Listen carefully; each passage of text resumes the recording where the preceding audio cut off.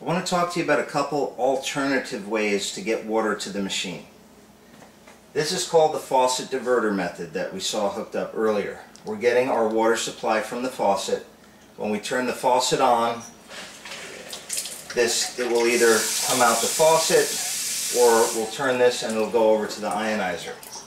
Some of you might not want the hoses hooked up to your faucet, or some of you might not be able to do that. There is a multitude of ways to get the water supply to the machine without having to hook up to your faucet. Underneath the sink, where the hose goes down into the shutoff valve. There's a shutoff valve for your cold water and there's a shutoff valve for your hot water. We have these little diverter devices that the hose going into the shutoff valve comes off of this. This gets screwed onto the shutoff valve, and then the hose gets screwed back onto this. Then we have a tube, and that tube just goes straight in here, pushes in, and that's it. It's permanently connected. It's that simple. Now we have to get the hose up to the ionizer. So now you're connected directly to your cold under the sink.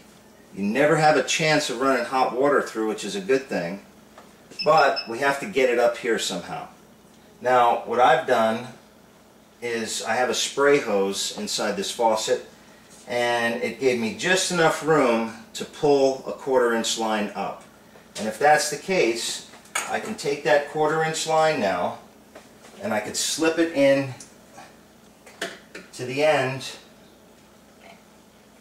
of the ionizer tube, the inlet. Just slip it right in the end, put one of the supplied clamps on it, and now we have our permanent water supply going in. Now, because the machine turns on and off with water pressure, I've got one of these shutoffs installed right here, and it's just a simple plastic shutoff valve, and when I turn it on, the water pressure will go to the machine. When I turn it off, it'll stop. It's not the neatest installation, but it is a way for you to get it connected up.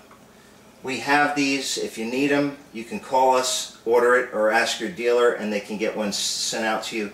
You can also get these at your local Home Depot. They're called 1/4 inch John Guest shutoff valves. We actually have an even better option for hooking this system up, and it's called our G2 Faucet. This is the ideal way to connect the ionizer, and it's what we recommend. It requires a 1/2 inch hole to be drilled either in the top of your sink or your countertop. Once that 1/2 inch hole is drilled, it'll insert down into the hole.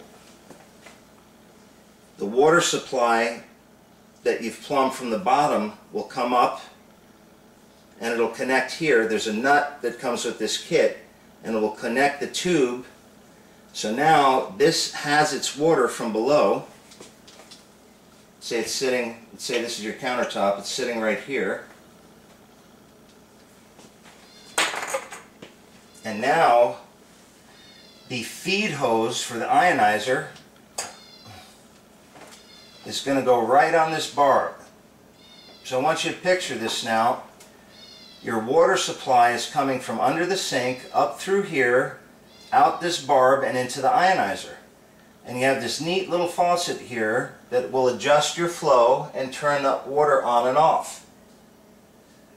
The second barb up here is for your acid water. So the acid water out spout coming out of the machine will go into here, and the acid water will come out the spout. This is especially advantageous if you have an H3 pre-filter system, which, as you can see, they're kind of big, and you'd really want this under your sink if you can.